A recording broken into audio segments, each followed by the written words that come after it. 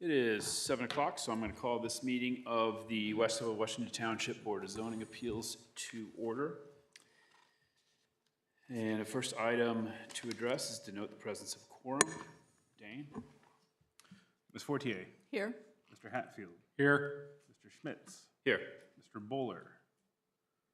We have a quorum. I guess I should note that since the last meeting, Victor McCarty had to remove himself from the BZA as he is now on City Council, replacing Joe Edwards. So He's been banished. yeah, we have 4 members of BZA for the time being, but we do have a quorum with 3. So. Is that anticipated to stay at 4? That's my understanding. Since so late in the year. Because there's only 2 more meetings after this one. So. Okay, thank you. Bowler? Yeah. Okay, let's see. Next is consideration of the minutes from the September 12th meeting. We've had the opportunity to review those, and they've been circulated among the board members. Does anybody have any questions, concerns, comments? I do not. I'll entertain a motion. I'll make a motion to approve the minutes from September 12th, 2023. I second. Motion by Janine, seconded by Noble to approve the meetings for September 12th, 2023. All those in favor of voice vote indicate by saying aye. Aye. Opposed, same sign. Motion carries. Minutes are approved. Next is reviewing the rules and procedures for tonight's meeting. Dane, can you review those, please? Sure. For all petitions, tonight's meeting has the following structure. The department will summarize the petition and describe what action, if any, is necessary to be taken. Then the petitioner will be given up to 15 minutes to present to the board. The president will open a public hearing, and individuals will be given 3 minutes to speak. Those representing a group will be given 5 minutes to speak. Only one member of the group will be given 5 minutes to speak, and for efficiency purposes, we ask that those representing a group speak first. The public hearing will be closed when all interested members of the audience have had a chance to be heard and all emails received during the meeting have been provided to board members. The petitioner will then have a chance to respond to comments, and the board will follow with any comments, questions, or concerns regarding the petition. Please do not disrupt the proceedings in any way. If you need to have a private discussion, we ask that you please quietly exit the room. Please silence your devices at this time. If you must answer them, please quietly exit the room. If you are attending in person and wish to speak in regards to a petition scheduled for a public hearing, once the public hearing is opened by the president, then please approach the podium and write your name and address in the sign-in sheet next to Ryan. If you are not attending in person, comments regarding petitions should be emailed to planners@westfield.in.gov with the petition name or number included in the subject line. Those comments will be forwarded to board members and the petitioner. During your comments, please state your name and address into the microphone for the record, and we ask that you not repeat previously stated comments. Your presentation will be timed, and you will be advised when there's approximately 30 seconds remaining. We will like to remind everyone to speak directly into the microphone so your comments can be put onto the record. Thank you. Thank you. First matter for our consideration tonight is 2310 VU 11, 18 East State Road 32.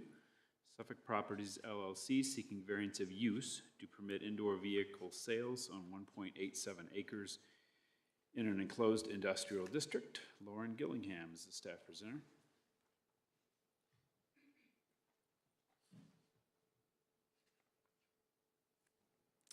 Thank you, Mr. President, members of the board. For the record, Lauren Gillingham with the Community Development Department. The item before you tonight is a variance of use to permit indoor vehicle sales within an existing auto service garage within the EI Enclosed Industrial Zoning District and also within the 32 Overlay District. Subject property has been used as an auto service garage for many years. First as, I believe, the 10-yard, then Mako, and then now Elite Fix Collision. And it is a legally non-conforming use since the adoption of our UDO. The owner, Mr. Hatab, has worked to clean up the property, bring it into compliance with the 32 Overlay District, including a variance in 2018 that's mentioned briefly in my staff report. So this request would just simply grant him the ability to sell vehicles that he restores within the property. It would be an accessory use, would not replace the current auto body service use, and will not involve any kind of additions or changes to the property. So this request is pretty similar to the last request that I brought last month, and the applicant has agreed to similar conditions of approval, including prohibitions on outdoor storage, limiting signage, and then, as I mentioned, requiring auto repair to remain the primary use. and also tying the two uses. So if for some reason the auto repair use loses its legal nonconforming status, the vehicle sales would also not be permitted. So not really a case where you can stop doing auto repair and then use the property to sell vehicles. So this item does require a public hearing tonight, which has been properly noticed and advertised. Not received any comments. The petitioner is here virtually this evening. I'm not sure if he is still in the waiting room. And they're available to answer questions, as am I. Thank you. Thank you. One question for you while you're there, Lauren. Just to clarify, so the restoration, the body work, repair work, all those are permitted uses for the upcoming business.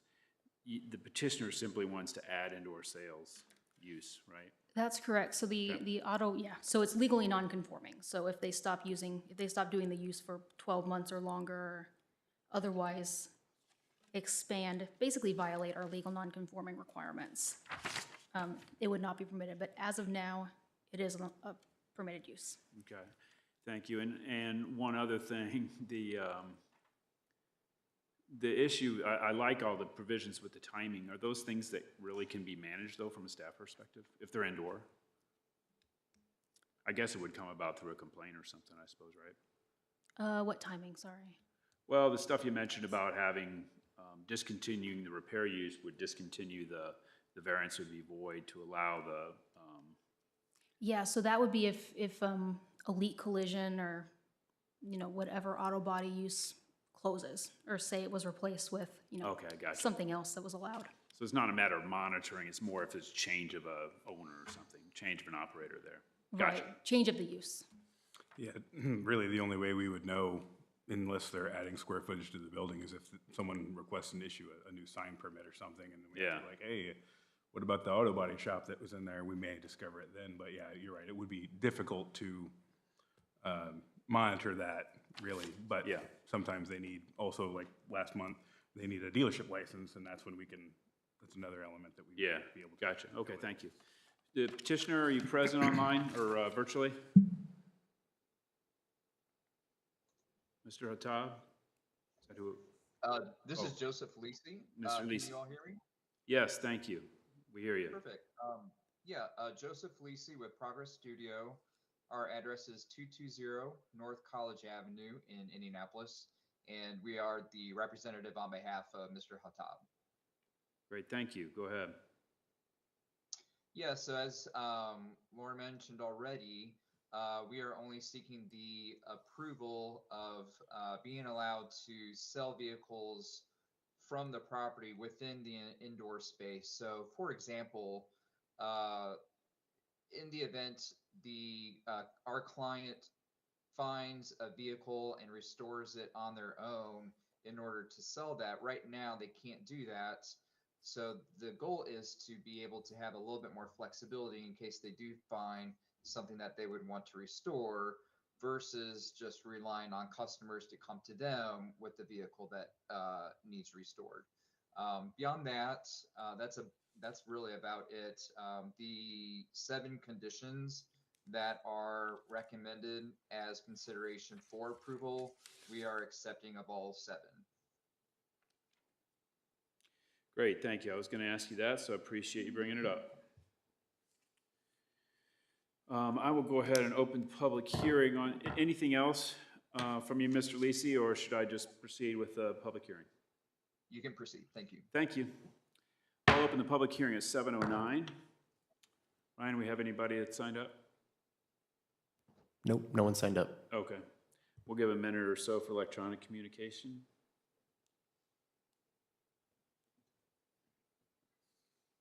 Nothing this far. Okay.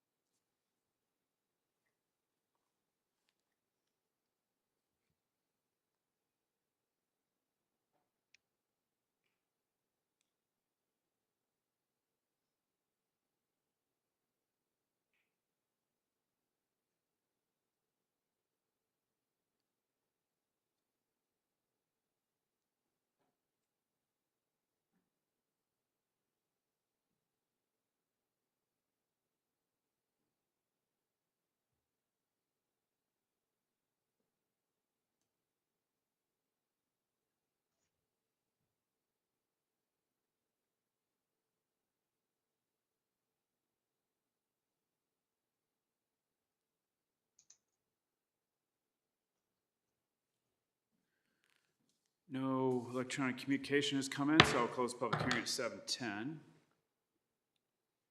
Do we have any questions of the petitioner or staff regarding this petition from the members of the board, or any questions, comments, so forth? I do not. I'll entertain a motion then.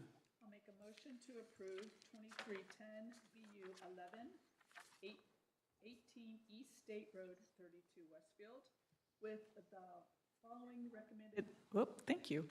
Following recommended conditions: all vehicles available for sale be stored inside the building. Auto repair shall remain the primary use of the property. No temporary or inflatable signage shall be permitted.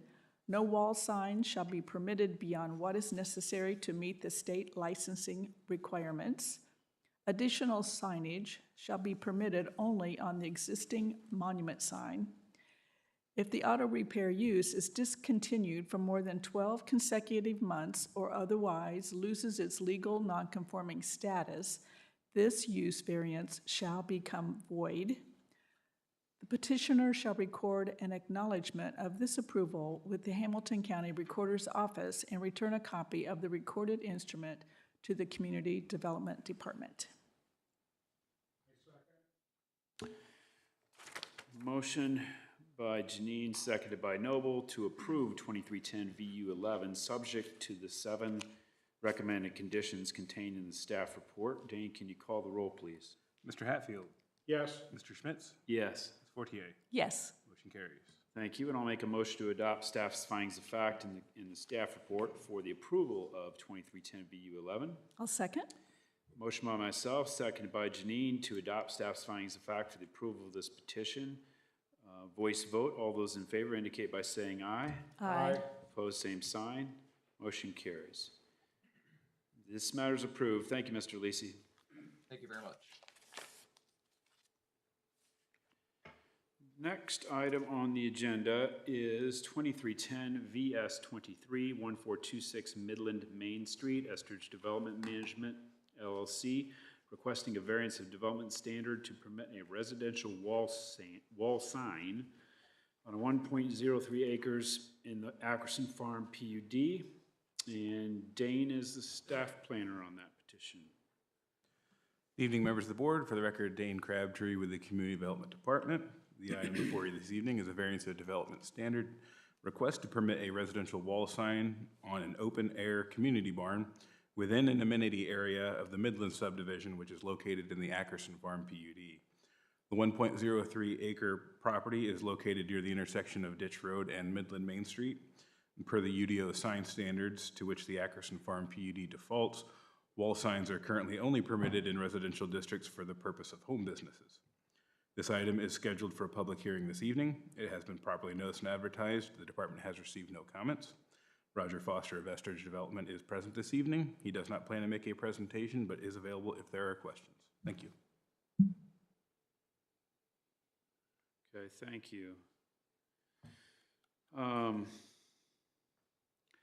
guess from a staff perspective, residential wall sign, when the whole idea is surprising to me that there is such a thing, and if so, where are they in action?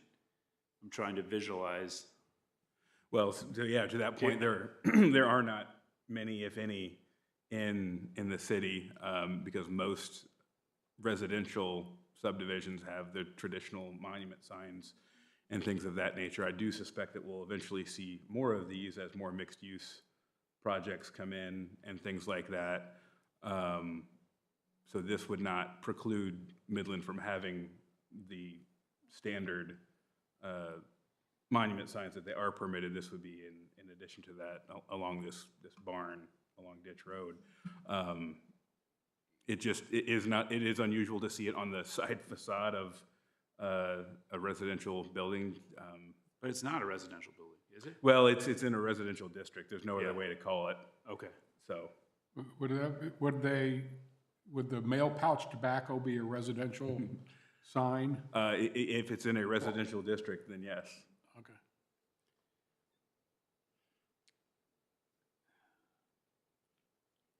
And then my understanding procedurally, since this wasn't before a BZA or Plan Commission, since the adoption of the, well, I mean, I guess there was some non-discretional stuff, plating and so forth.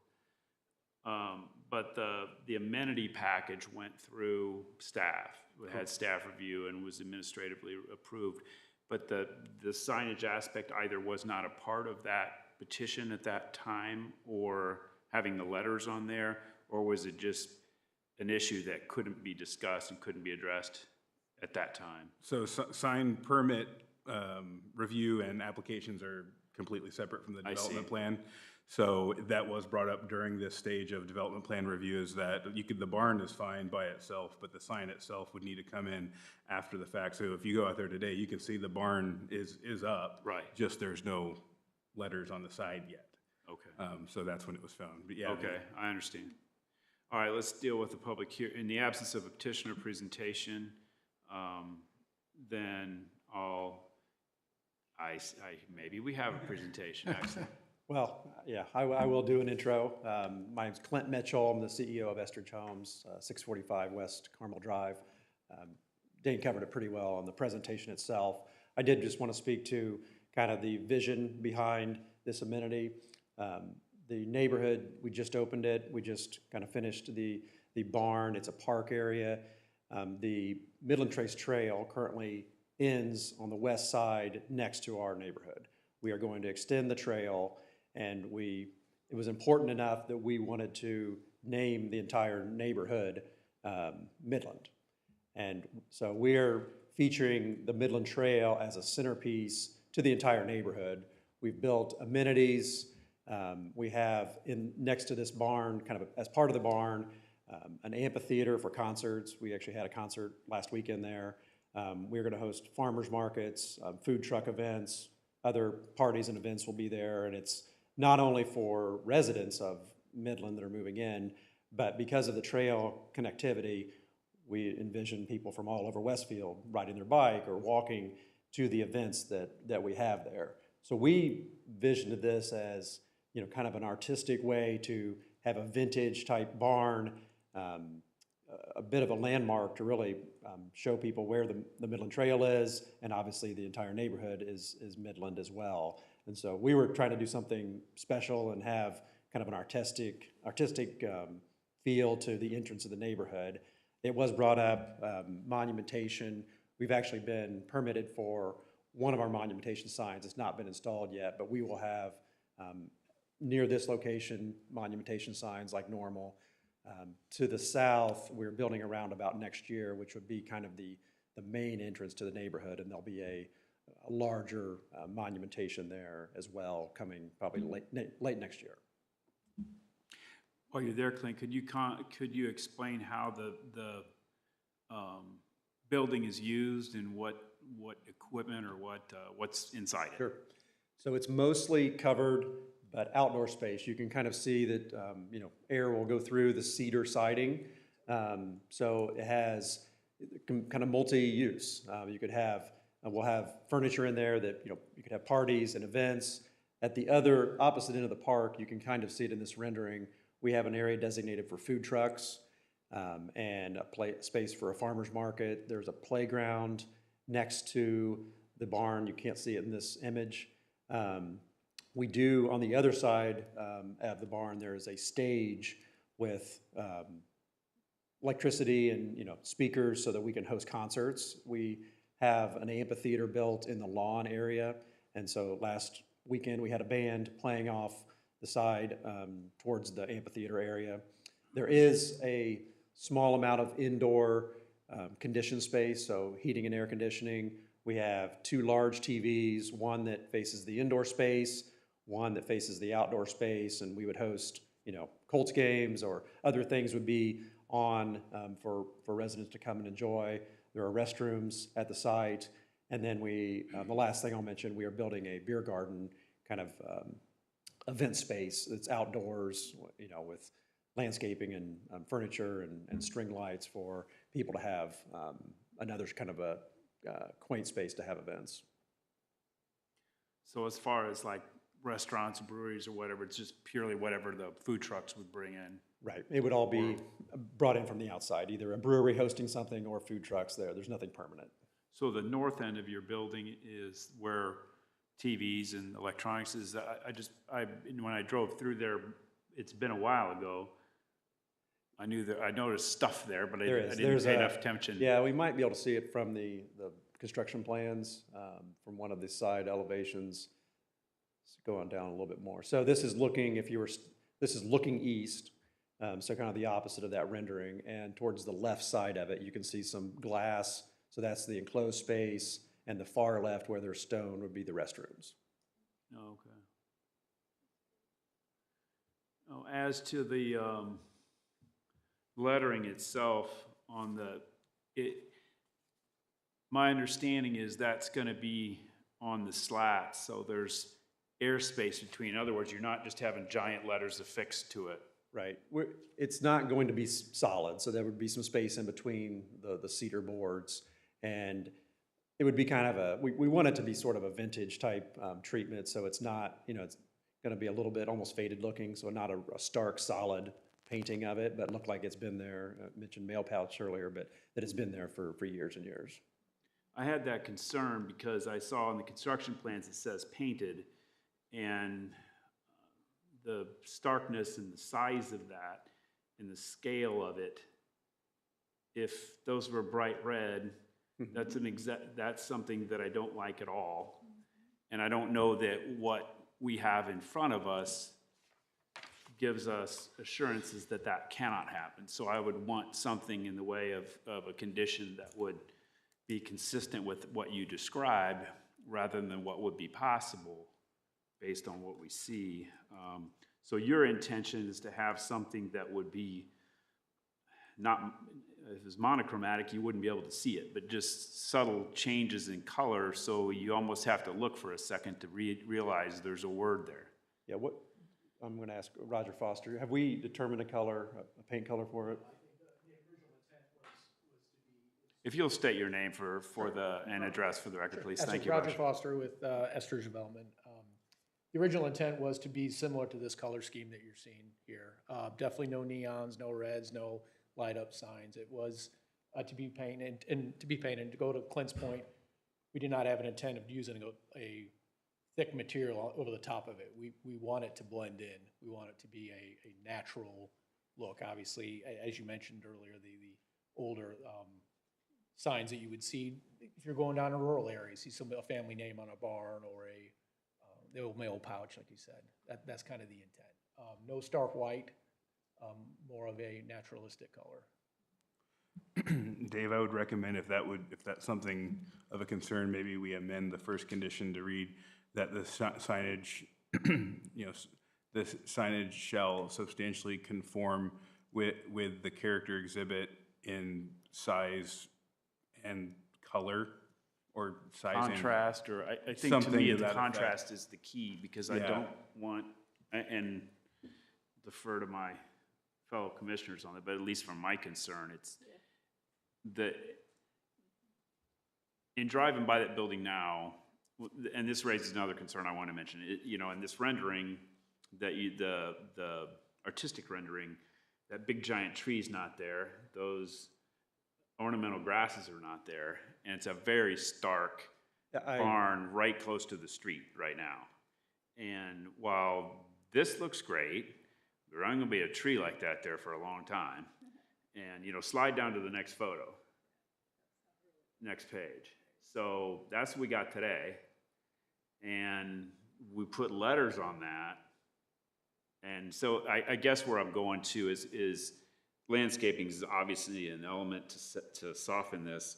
And is there a landscape plan that affects this? Yeah, there's a significant landscape plan that was approved as part of not only the amenity area, but external street frontage landscaping per the overall development plan, things like that. It's pretty extensive. And it would accommodate, it would basically bring about something similar to what we see here in the artistic rendering. Yeah, think about what is along the external streets near Harmony. That's pretty much what was attempted. And Esther's always done a great job with their exterior, so I'm not, but We're not happy with how stark it looks either. And, if anything, we're going to be trying to add to it with something larger to break up that side. We see it today. There is some initial landscaping around it, a little different than this photo, but we will be adding more trees to it as well and get as Okay. large as we can. I mean, obviously, it could just be a timing issue, so. Yeah. Part of Exhibit 4? Is this Exhibit 4? Yes. Yeah, okay. I couldn't print it out today. Okay. I have one question, just for clarity. I think you did mention this. This sign will not be lighted, is that correct? So at nighttime, you won't even see it at all? Yeah, the barn itself tonight is lighted. So the sign won't be any additional from that, but we do have uplighting on the barn already. Oh, okay. Just like spotlights? But up lighting, but not Yeah, the not- down Right. from the eaves. Okay, thank you. Did you guys have anything else to add before I open the public hearing? Okay, thank you for the clarifications. I'll go ahead and open the public hearing at 7:26. Anything, Ryan? Nope, not yet. And nothing electronic, I presume? Nope. We'll wait a few minutes here, a minute or two.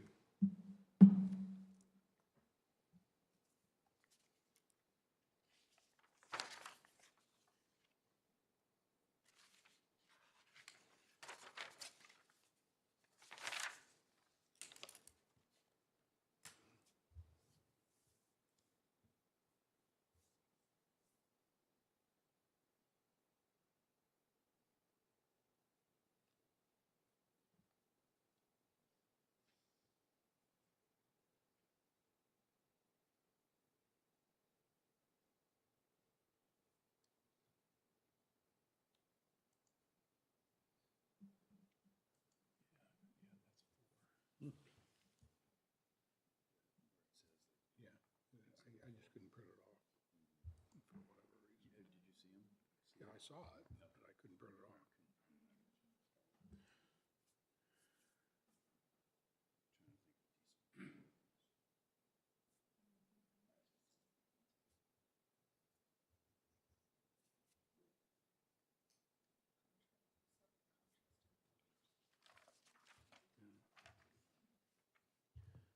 The color palette shall be with subtle naturalistic colors and shall substantially conform with the subtle contrast set forth in the artistic rendering in Exhibit 4.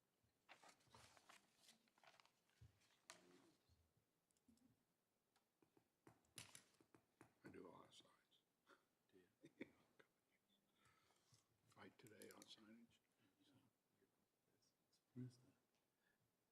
I think it brings up the back of the building. I think it looks okay, as long as it's just subtle like that.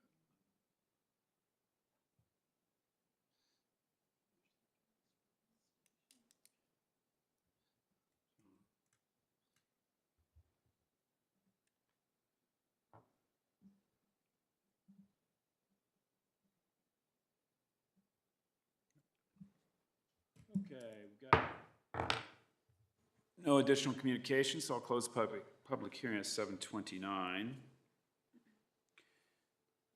Do we have any other questions for the petitioner or staff?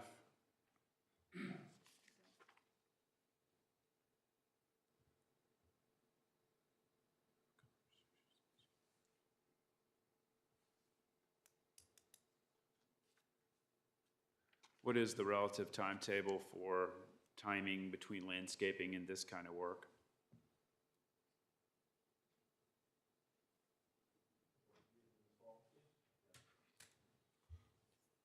We were really waiting to get, some approval on being able to paint the sign and then bring in some of the larger trees that we want to put in, and that would still be done this fall. Okay. We have a short window to do that, but Yeah. that's now is the right time to get those in. Now's the time to do Okay, it. thank you.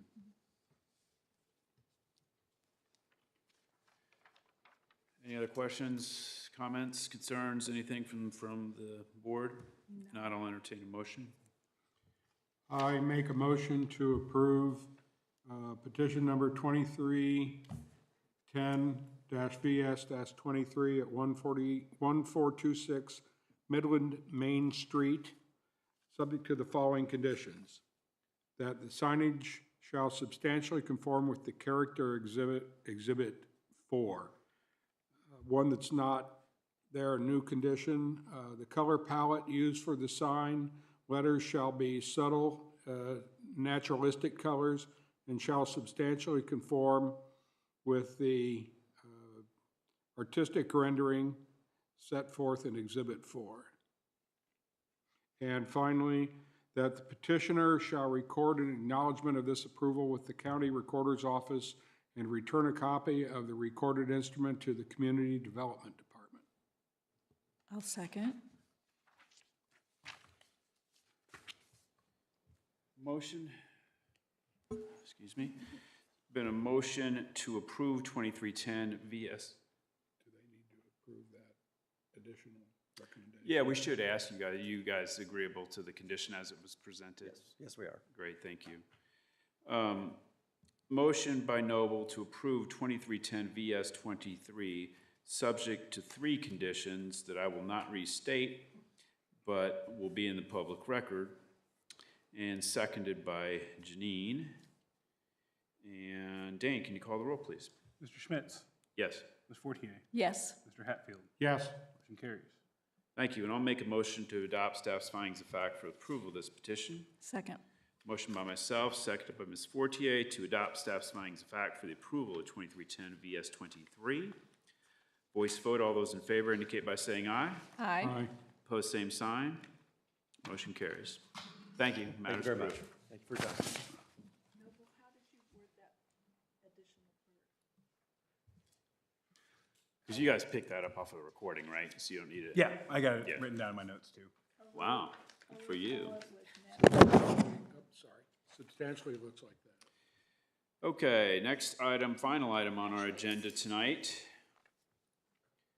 is 2310 VS 25, 1019 East 199th Street, Michelle and Samuel Kim, represented by David Gilman, Land Development Services, seeking a variance of development standards to modify the lot area and lot frontage standards for a legal non-conforming lot, and to permit an accessory structure larger than the principal building on a 2.07 acre lot in AGSF 1.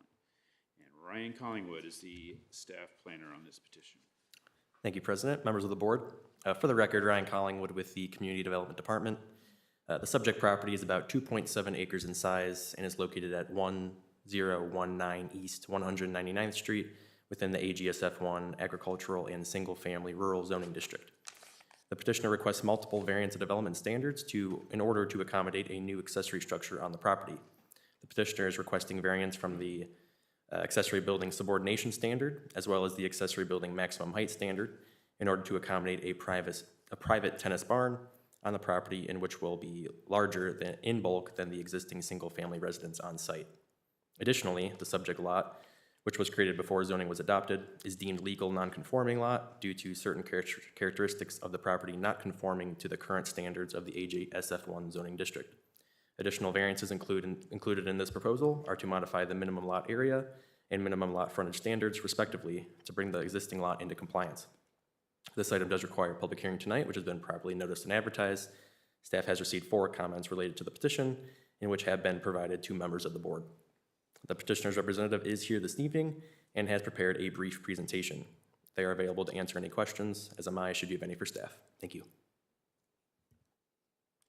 Thank you, Ryan. Petitioner?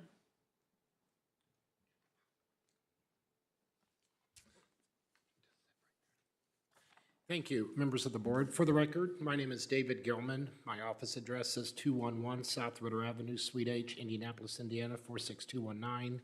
I have with me Michelle Kim. Her husband is out of town and unfortunately couldn't be with us this evening. As Ryan mentioned, we have some standard variance requests that we would like your consideration tonight. I'm going to break them down into kind of 2 categories. The lot that they have is 2.07 acres and 163 feet wide. It's legally established, but since I'm here asking for other variance standards, I wanted to help the Kims kind of clean up anything that could encumber their title if they wanted to sell it or get it appraised or have a realtor look at it. It'll get rid of the question of, well, your lot doesn't seem to be wide enough to meet the code, or it's not large enough to meet the code. Well, the variance approval that we would hopefully get tonight would help remove that encumbrance from their title work. The other one, obviously, is to allow an accessory building that's larger than their primary structure for their personal use and not for agricultural use. As you know, if we had agricultural use, horses, any type of artisan agricultural commodity, we could have a barn with no limitations. But the Kims have 3 teenage boys. They're all very active in competitive tennis. This is something that they want to provide their children a facility so that they could expand their skills in tennis, and hopefully that would be a good investment as they get older in life and go on to college. The next slide. Oh, I'm sorry. So here's an aerial view of the property as it exists today. The house is up front. There's the green detached garage, the green roof. 350 feet back from 199th will be the tennis barn on their back acreage. Next slide, please. So here is the site plan. You have the house up front, then the detached garage. One thing we wanted to show the board is that with this new tennis facility, there's not going to be any parking for it. It's going to have a walking path, at most a golf cart path, to get from their existing house and the garage back to the facility. So one thing that they were mindful of with their architect is they wanted to keep the architecture to maintain the rural characteristic of the area. They have cupola features on the ridge line, barn-style doors, pitch roof, and they wanted to make sure that it wasn't taking away from some of the commercial property that's been there for quite some time on their side of 199th Street. One of the comments, next slide, thank you, Ryan. One of the comments I did receive from a homeowner in Chatham Hills is they were concerned about the height. They were concerned about potentially the tennis barn being sold, leased, open to the public for commercial use as opposed to the Kims and their personal family use. So Mr. Lewis and I, that property owner, have been working very closely from the moment he had contacted me and the staff. So I had an architect put together this line of sight, and it's basically a 6-foot-tall person standing on 199th Street, looking 350 feet away past the existing garage and the existing house. And the cone of sight at 30 degrees would be your normal, just with your eyes lifted up at a 30-degree angle. And as you can clearly see, that distance that far back, the structure would not even be visible from 199th Street. We did it at 6 feet tall. For the most part, people sitting in cars are at 4.5 feet. And then if you went back to the aerial, you'll see there's a lot of tree cover, and the garage and the house are almost at even edges. So really bypassers on 199th Street won't even be able to see the structure because of the structures that are there, the existing tree cover, and again, the distance that it sits back on the property. Next slide. So what I wanted to do is I went a little bit further with Mr. Lewis and his neighbors in Chatham Hills. I actually pinpointed Mr. Lewis's house is the one that's right there by the pond. It's obviously built now, but this was early in the development. So it's 360 to where my man would be standing at the drive entrance, and then another 350 feet back. So we wanted to make him feel comfortable that not only could you not see it from the street side, but certainly through the trees and over the roof, he would have no problem of having any visibility issues with the proposed structure, nor would his neighbor that's actually closest to 199th Street. And I believe, is that a golf course that meanders through Chatham Hills? I don't even think it would impact any golfers.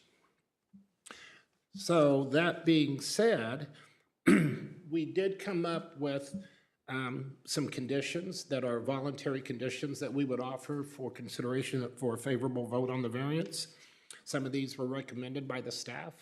Some of them we brought forward to help address the issues that we had, that the neighbors brought to our attention, and themes that we felt were important as well. One, that the tennis facility shall be used in a substantial compliance with our site plan and our drawings.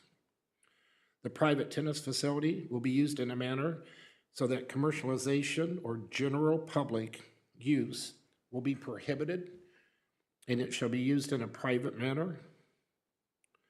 The barn shall not be separated from the parent track, shall not be sold or leased to any third party.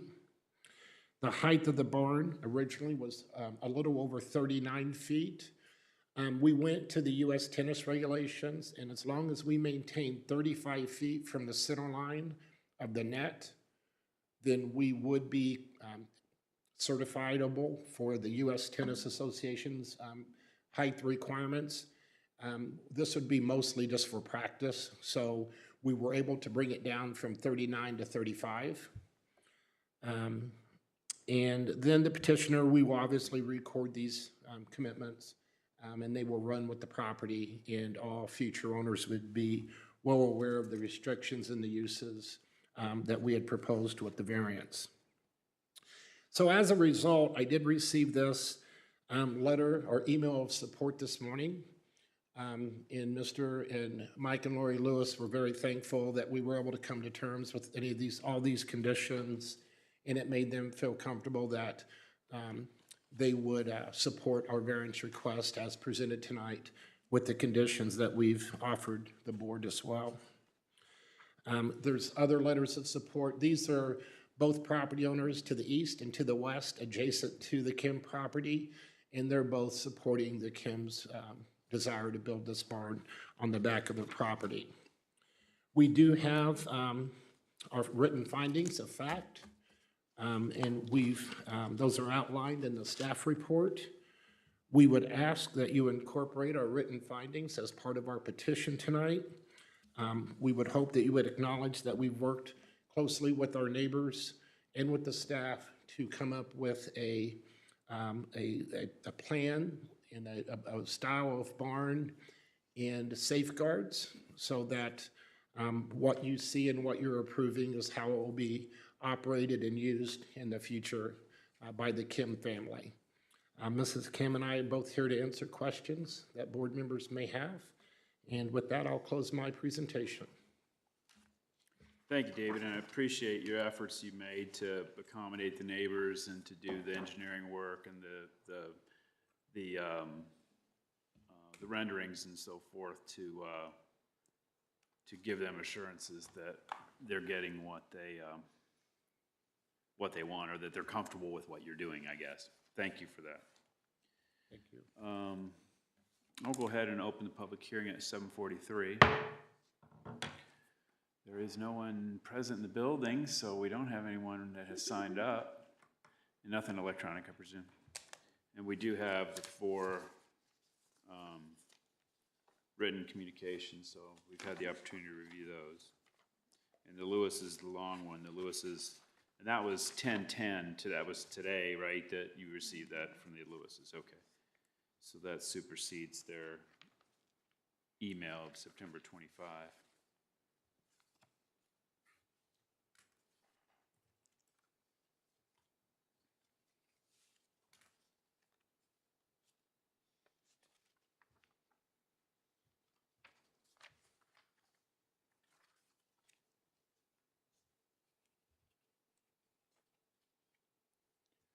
So an agricultural use barn in an AGSF1, if it was an AGSF1 compliant property, there wouldn't be anything required?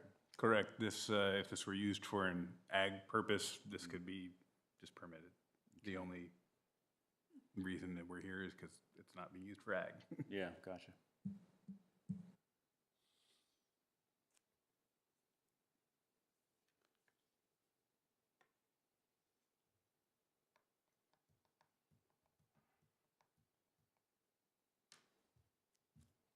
Any communication?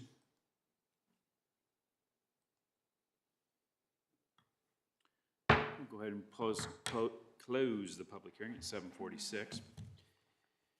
Any questions for the petitioner? Comments? I have one. In the recommended findings in number 2, it states that the site has existing evergreen, and I assume and deciduous trees along the perimeter of the west, south, and east property lines, and the owners will maintain these plantings in good condition at all times. I know how hard it is to maintain trees, but you can do a pretty good job by, keeping track of them, not cutting them down. And I would recommend that be one of the conditions that are there to keep the sight line from the street and from the neighbors as it exists today. Yeah, I believe they're all in good condition. If there are any dead or, you do know of any dead trees, I think they're all in pretty good shape. Okay. Would you object to having that as part of the conditions? We would not. Thank you. And your thought was that for conditions, right? Yes. Okay, gotcha. Anything, Janine? No. The absence of any further questions for the petitioners or concerns, I will entertain a motion. I make a motion to approve petition number 2310-VS-25 at 1019 East 199th Street, subject to the following conditions. One, the private tennis facility shall operate in substantial compliance with the site plan, Exhibit 3, and architectural drawings, Exhibit 4. That the private tennis facility be used in a manner so that commercialization or general public use shall be prohibited and only be used in a private manner. That the barn cannot be separated from the parent parcel sold or leased to a third party. That the height shall be a maximum of 35 feet at the center line of the net to meet the U.S. Tenant Association regulations. That the existing evergreen and deciduous trees along the perimeter of the west, south, and east property lines shall be maintained in good condition at all times. And finally, that the petitioner record an acknowledgement of this approval with the Hamilton County Recorder's Office and return a copy of the recorded instrument to the Community Development Department. And I'll second. But did you add the condition about the trees? Yes. You did? Yeah. Okay. Did you blend it into one of the five, or did you add a sixth? I had a sixth. Okay, thank you. Motion by Noble, seconded by Janine to approve 2310 VS 25, subject to the five recommended conditions contained in the staff report, plus an additional one presented by Mr. Hatfield. Dan, can you call the roll, please? Mr. Schmitz? Yes. Ms. Fortier? Yes. Mr. Hatfield? Yes. Motion carries.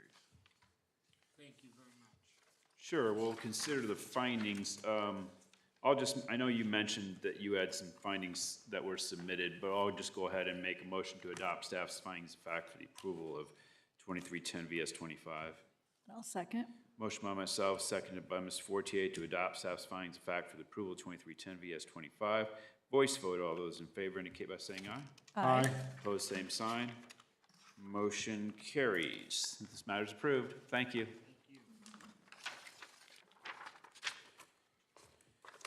Carrying on, Plan Commission Liaison. I apparently have that role again. So, we have had two meetings. The first being the second in September. We had consent agenda items to approve the new Wawa on 32, the Bank of America branch on Village Park Plaza. And then there was a workshop item for the town-run PUD that'll be considered a mixed-use project at 146th and Town Road, northwest corner. And that will be considered at an upcoming meeting. And then at the last week, the meeting, let's see, we had public hearings on Spring Mill Center PUD amendment. That's where the concrete place used to be at 32 and Spring Mill. And really more about signage really than anything. It was modifying the signage requirements. Custom commerce, PUD to permit a specialty auto service and sales use. And was that the one? Oh yeah, that's the one we had the variant. No. Yeah, yeah. Okay, yeah. And then Town Road PUD, they just had the public hearing on the changes that are being made to that. That, if you followed any of that a year or so ago, really more than that, it's being reconfigured to kind of soften some of the looks from the arterials and to have more interconnectivity of the complex for pedestrian traffic. Wheeler Lane, the YMCA, actually, all those other ones were just no action taken. The YMCA was sent to a council with a favorable recommendation, I believe, right? Yeah, and to construct a YMCA facility to add to the school system's natatorium that's at the corner of 181st to Wheeler Road. And Wheeler Landing PUD, an amendment to accommodate an assisted living memory care. Public hearing was held, no action was taken. 181st and Dartown Road. That petitioner had been in front of us at a different site that was, it was, the biggest problem, I think, really was the airport, wasn't it, to the west from before? Yeah, and it was right across from the Pacers athletic facility, so some didn't think that was the most appropriate. Okay. So it's the same kind, it's the same elements as the petition before, maybe moved around, configured a little differently, but it's the same kind of thing, just in what's probably a more appropriate, better location. So anyway, that's to bring you up to speed on Plan Commission. Community Development Department? Do you anticipate a November meeting? Okay. Don't have any applications yet, but I think they're forthcoming. And I wish you was here. Lauren got engaged since the last meeting, so. Oh, she did? Oh, we didn't even get to congratulate her. Thanks for that insight. Congratulations in the public record. All right, I will entertain a motion to adjourn. I make a motion to adjourn this meeting. I second. Motion and second to adjourn. And voice vote, all those in favor indicate by saying aye. Aye. Opposed, same sign. We are adjourned at 7:53. Yay, thank you. Do you guys have that thing from Caleb for me to sign? I do. Excellent.